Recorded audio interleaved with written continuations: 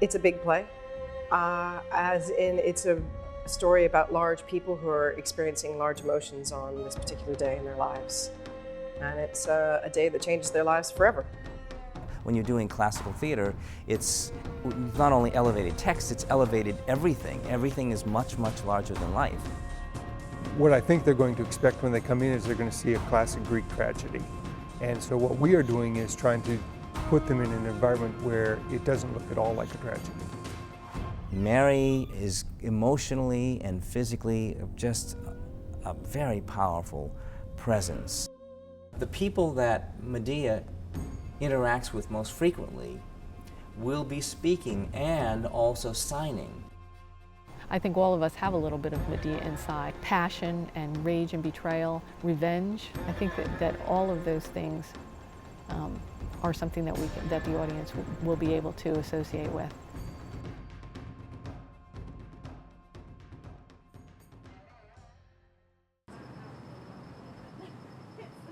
The spacing rehearsals, when the company gets into the space they're going to perform in for the first time, because not all the time are the dimensions in the place you've been rehearsing in exactly the same. And so once you get in, you have to adjust to the set and to the space you're going to perform in. That's what a spacing rehearsal is. Through, back up. That's it. So, Lisa? And Lisa. Oh, Hi. So we're going to go back over to Schaefer and do work over there for an hour and a quarter. In the meantime, over here, we're going to go through some work with Katie and the ladies, and also run through the Aegea scene with the guards, and with Barry, and then also do that with Alec and Joe. Okay? I'm going to make sure that we get the man band set up. And also, ladies, for you to try out a couple of the songs and see how that feels. Now, tomorrow, we start working with sound, and it's probably very helpful to just get a sense of what that might be like today before we get any mics happening. Okay? Please don't take it as what it's actually going to sound like. But I think that you need to start to understand how much more vocal support you're going to need to work in here.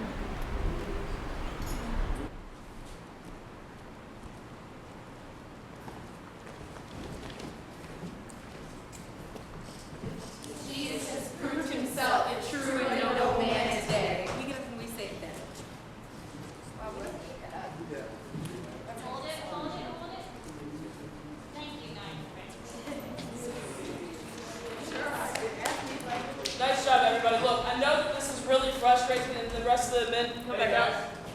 I know that this is really frustrating because we don't have people who are actually in the scene, and we're all getting used to the space.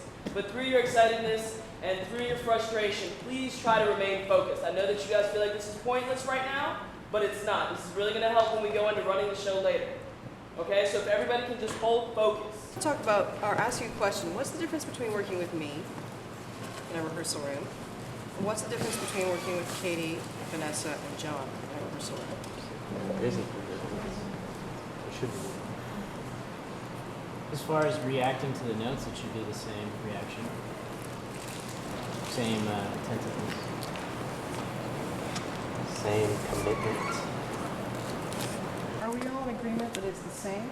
Yes. Okay. That's not what's being reflected back to me.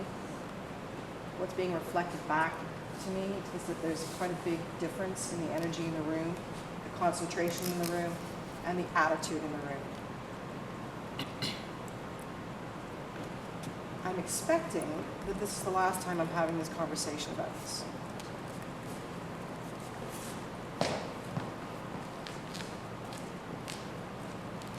I'm expecting that you recognize that these people are me. They are absolutely on the same page as I am. If you have confusion, come and find it. Come and talk to me. Don't save it all up for them and then take it out on them. When you get a note from them, same as you do with me, take the note. Take the note. If you need to go back and say thank you, if I need to impose that on you again, then we'll do it. But please. So that being said, what we need to do now is go from the beginning of the play, please.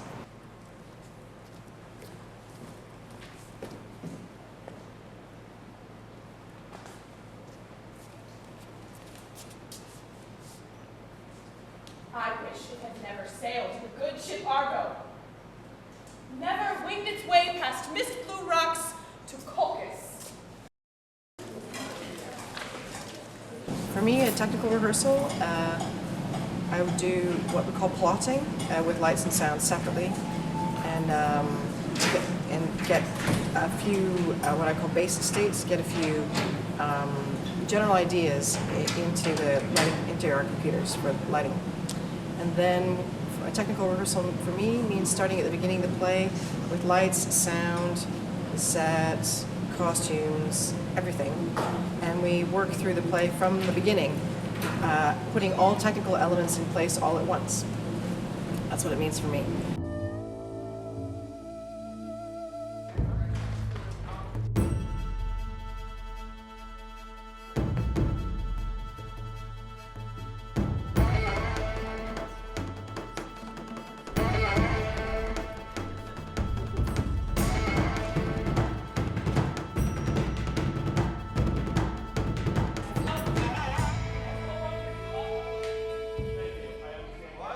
This has actually been the smoothest tech that I've been involved with on the main stage. You know, most of the time at this point, it's a director that's pounding on the thing and people are freaking out and there's drama, but everyone's pretty cool, calm, and collected.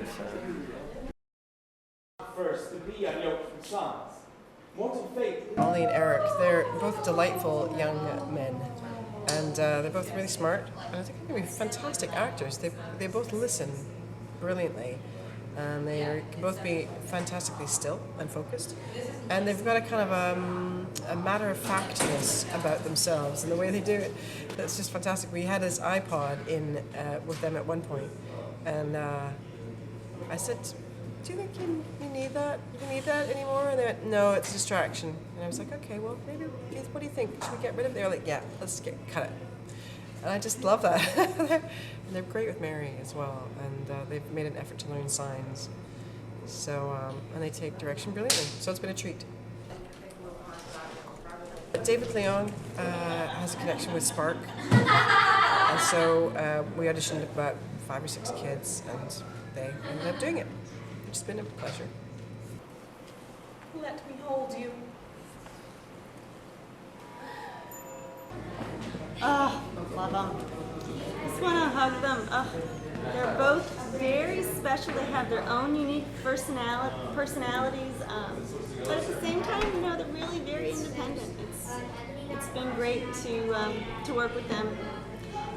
You know, one of them signed last night, "Oh, different special things to me, you know, I miss you," or "Where have you been?" You know, things that a child really would say in that setting, and it really helps and adds to it all.